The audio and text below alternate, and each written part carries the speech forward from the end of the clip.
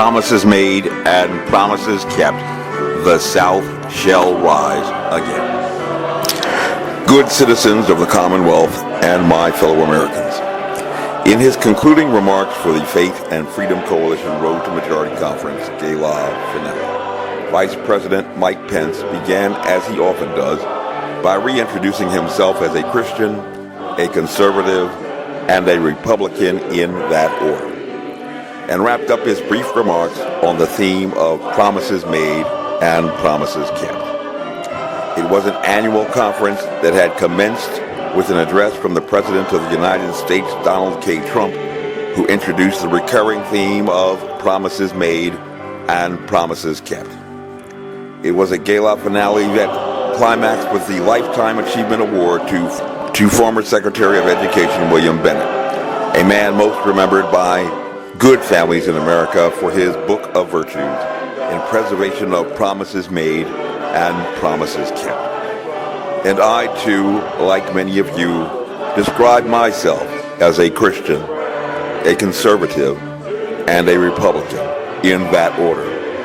And I wish to speak to you at this time on the theme of promises made and promises kept, and to provide an update on the slow but steady progress of an expeditionary campaign in political conquest to restore a more perfect union and clean the swamp in an America great again. Suffice it to state that much has been done, much has been accomplished, and there is yet much more to be done. Promises made and promises kept. Just this past week, court papers were filed in the state appellate courts and the federal district court to address misconduct by Congressman Don Beyer and Senator Tim Kaine for resorting to mail fraud in a malicious attempt to quash litigation.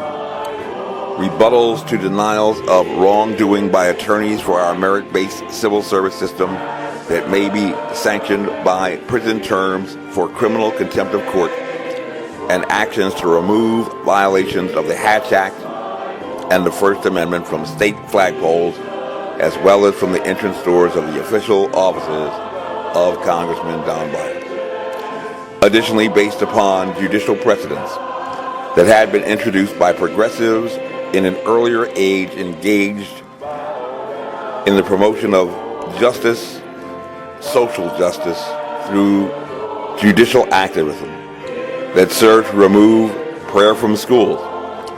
In courts this past week, oddly with a case that contains the name of Lee, that prohibits government efforts at mind control and specifically addresses any attempts to establish a spiritual but not religious secular church, like the recently introduced transgender policy in the Arlington Public Schools. We are today confident that we will gain from the federal courts a temporary restraining order that will halt the efforts to rename a local high school known as Washington Lee. In other actions proceeding in both state and federal courts in the Commonwealth, it is not the Democrat Party, but the plurables who are fighting to preserve the merit-based civil service system by demanding that the Merit Systems Protection Board repeal a policy that attempts to defraud federal government workers of their appellate rights. It is not the progressives, but an unabashed conservative who is demanding that the Fourth Circuit restore a civil rights provision that permitted John Lewis to integrate lunch counters during the civil rights movement that he has now forgotten. It is not the educated and enlightened, but an evangelical Christian who is at the state Supreme Court fighting to ensure that any group engaging in public advocacy maintains a right to civil remedies for tortious interference against their business expectancy. And this is most important if you are politically powerless or a marginalized constituency where you might be oppressed by tyrannical rule. Promises made and promises kept.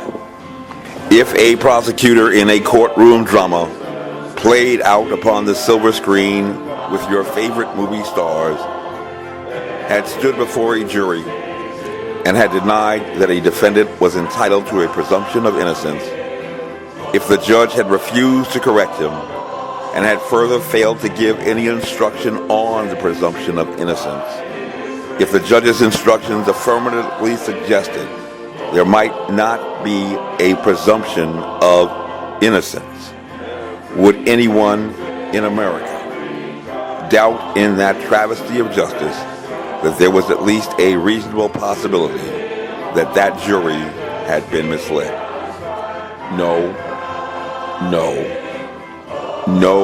not at all.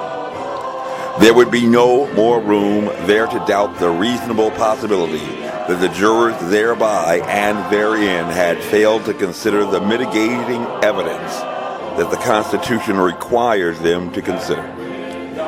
And there would be no question that a fraud had been presented by the prosecutor to the court in a shameless corruption of our time-honored processes that this nation has revered and heralded from its very beginnings in an experiment in democracy with rule of law. Promises made and promises kept.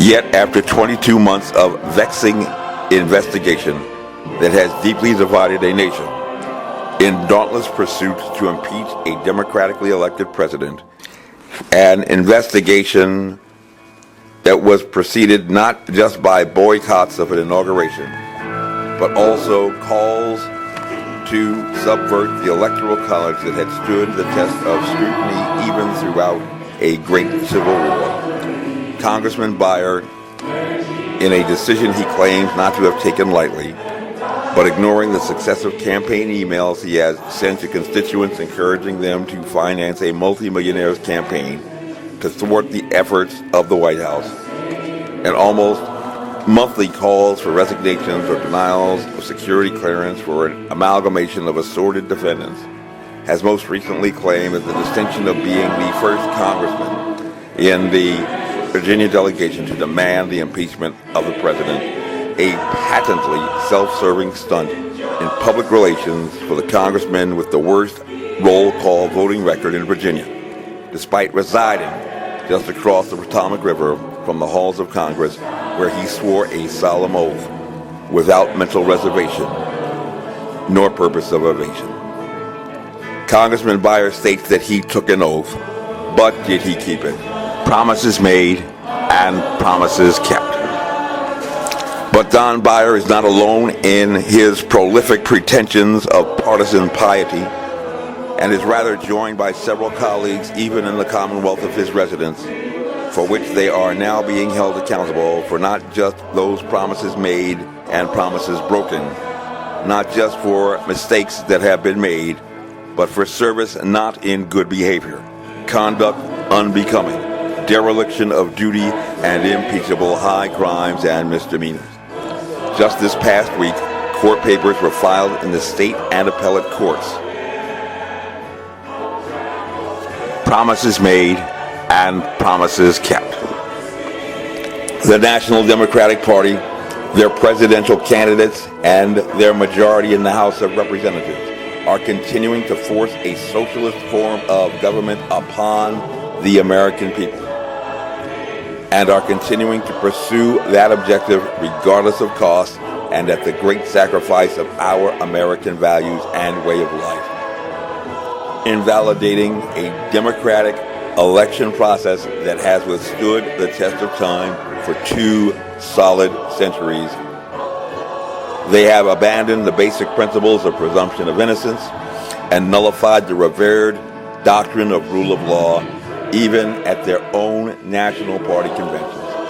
Regardless of whether anyone agrees or disagrees that God was booed at the Democratic National Convention or not, the video record from 2012 clearly demonstrates that party leadership attempted to add language to the approved and voted upon platform and did not permit debate, and then with the magical words of "in the opinion of the chair," overrode the expressed desires of their own delegates on national television. And that is deplorable. Promises made and promises kept.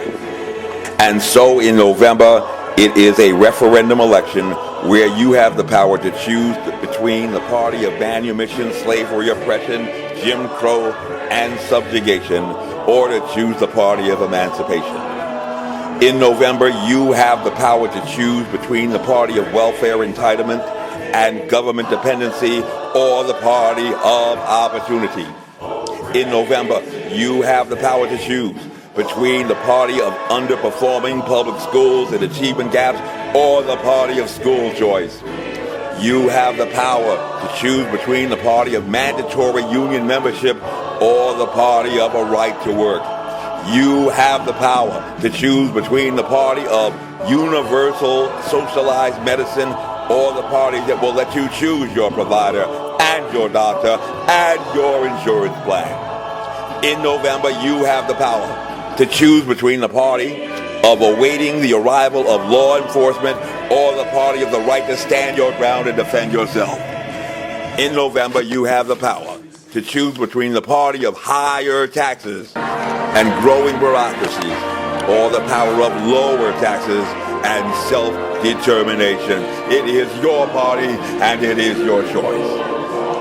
I am a Christian, a conservative, and a Republican, in that order. And I am not ashamed of the gospel. My name is Major Mike Webb, and I am running for U.S. Congress, not unmindful of the future, with liberty and excellence. Let's make America great again. Honest.